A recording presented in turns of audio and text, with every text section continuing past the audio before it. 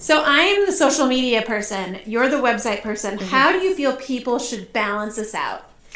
Well, I'm going to go back to what you said, and it's what we always say you start with your website first. What is SEO for social media, and why is it becoming important for platforms like TikTok and Instagram? Because the younger kids, they are not searching Google like we search Google. People are still searching Google. But if you're trying to reach anybody under the age of 30, they are finding things out via TikTok and Instagram. So, how are they searching? I don't get it. They're opening their phone up. They're going to the little, like, the little magnifying glass, and they're putting in keywords and they are gathering information that way. The other thing that's happening is nobody's really watching television anymore. And so they're kind of using it like we used to use and still use YouTube. So they're using it as a way to learn things. And so the whole thing behind this is they like Instagram, TikTok, preferably. Most of them like TikTok preferably over Instagram. But what the younger kids are doing is they're going to these platforms and searching like they would Google and searching like they would YouTube and watching. And they're more visual learners as well. So, instead of immediately doing a Google search, they're saying, what are people saying about this topic on social? Yeah. And I'll use, I'm on a GLP-1 medication. And so it blew up because of TikTok, and there wasn't a lot of information on the web about it. So TikTok was a great place to learn and ask questions and see the real life unfolding of what's happening with somebody taking these medications. A brand can come right in and figure out what are the problems, what are the solutions, and posting those kind of like FAQ type things on TikTok and Instagram. However, when it comes to that, people don't like the polished, the perfect, the branded, and it's more that FaceTime call. So I'm kind of veering away from the topic, but basically people they're just searching on there. So it seems like, and of course I'm jumping ahead to who needs to know this right now. It would seem like one category that you mentioned, like a new to market, maybe heavily regulated, but a lot of people are using it type of product. Something new that you're offering, like if you were a healthcare provider and you're offering a new service, but there's not a lot of information on your website about it yet. Optimizing your content using SEO for social seems like that's where I would be spending some time. Yeah. So it used to be that video wasn't a predominant part of your marketing plan. And we hear this time over time. Why are your prices expensive? Why are your prices expensive? It's because we've had to add a must have of video into everyone's social media. And frankly, if somebody goes and gets a proposal from a social media company and they aren't proposing they need to do video, red flag. Yeah, huge. So, one thing about Google and SEO is that it's been around long enough. We know enough about what Google likes. There's sort of some like standards that are common SEO practices.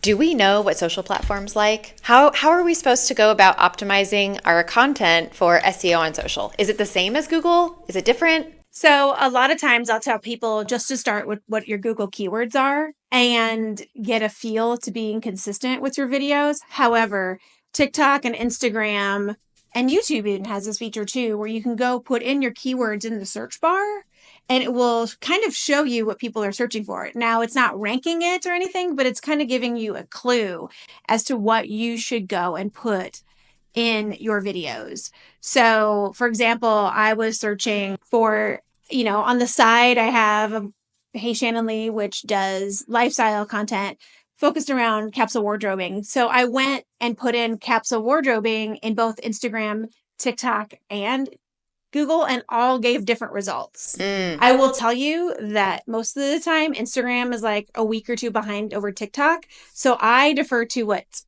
going on TikTok versus what's going on Instagram. And sometimes it's different on YouTube. Basically, the secret sauce is start with what Google is telling you to use for your keywords. And then once you get consistent with it, use the search bar at Instagram and TikTok to kind of tell you as well and put your keyword in. So I'll use capsule wardrobing as an example, put capsule wardrobing in, and it will say mid-size capsule wardrobing. It will say fall capsule wardrobing. If there's a certain piece of clothing in that capsule, put the piece of clothing in. It will tell you cute outfits with vests and things like that. So that's a good way to start. But a lot of times I'll tell folks, just start with what your Google keywords are. And then when you get consistent with things, then we go into using the search functionality.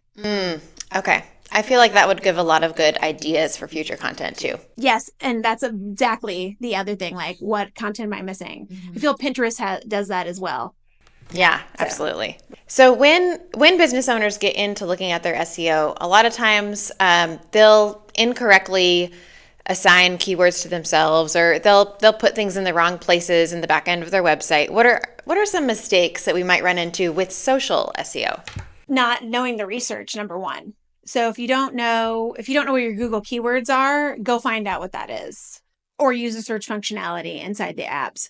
Another thing is there, and we're going to get more into this later down the road, but they are not using like in-app tools.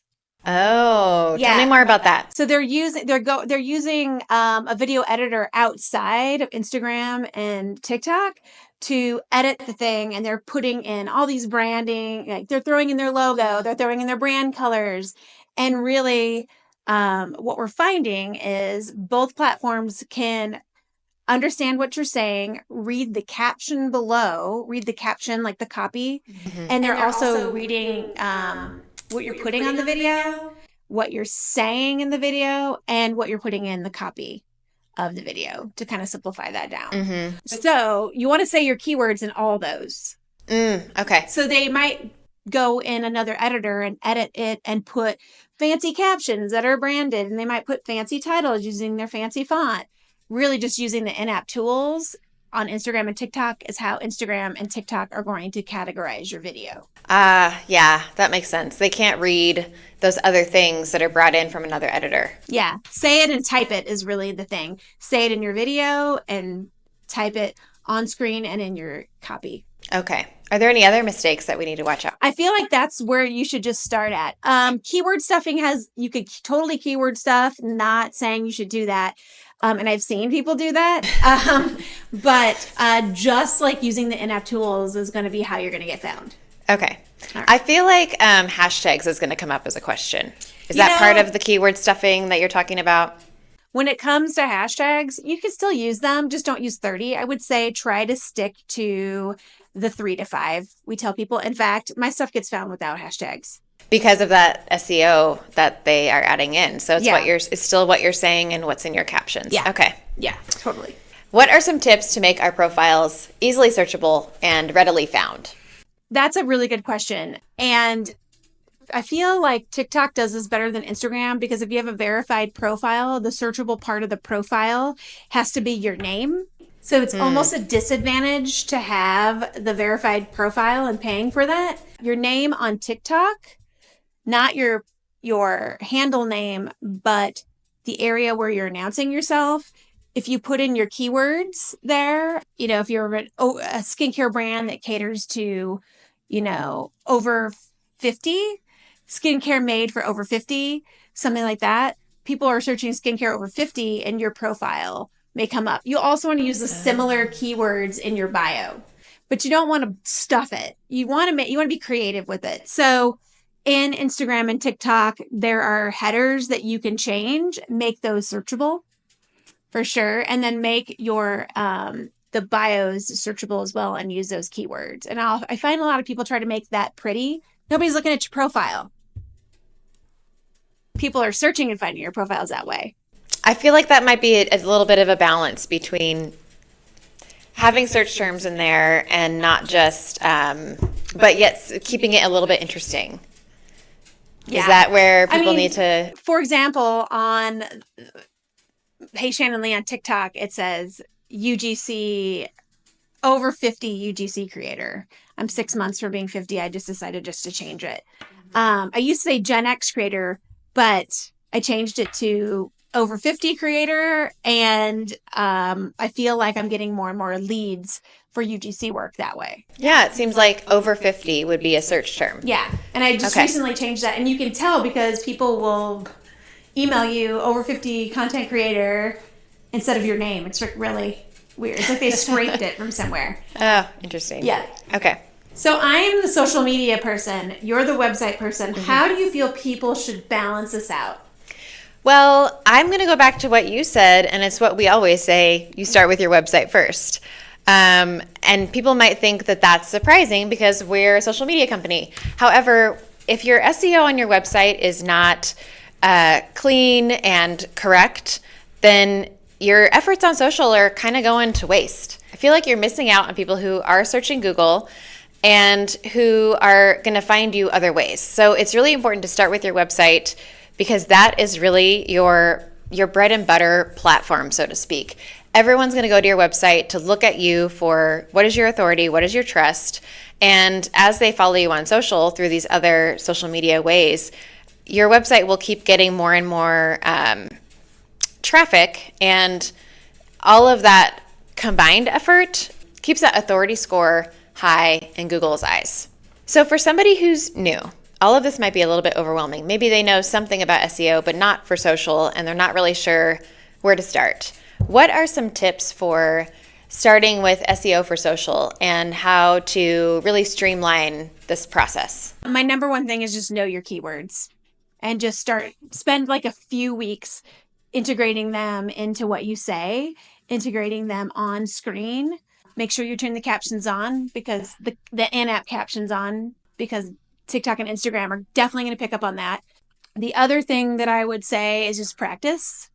Practice, and don't look at the stuff. Just get used to doing it this way and then kind of take the next step forward in maybe looking and seeing what's happening on TikTok, what's happening on Google, what's happening or YouTube, what's happening on Instagram, and then go from there. We're going to have a training coming up. It's the link in bio if you want to sign up for it. And we're going to dive way deep into this and you'll walk away with learning and steps how to do it. And we're going to have a checklist, so you'll know exactly step by step how to go about this. If you want to hear more about SEO for social or come to our workshop, join our email list at dashcontentco.com.